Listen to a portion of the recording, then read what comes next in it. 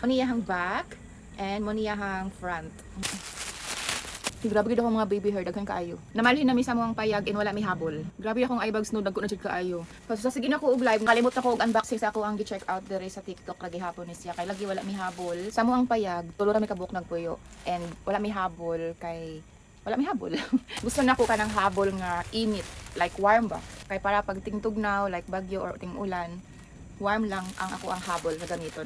Duhang ako ang gipalit, color green, mint green, and fuchsia pink. Queen size na ako ang gipili, 150 by 200 cm. Gusto na ako anang dako gyud siya para tibuok lawas. Matabunan gyud imong tibuok lawas. Labi na og tugnaw, di ba? Nanami bagong habol diri sa mga payag. Kung gusto sab kaani nga warmth lang gyud siya ang feeling, baga siya sa mga tingtugnaw nga mga panahon. Ano iyang pinaka quality far balahibo? Far ano ba sa pagtamang bigas? Kasi Bisaya tay, kaya medyo far.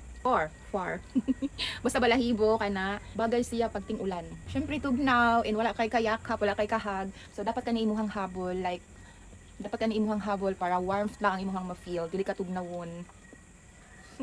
Gwapa sa pang color po siya pink.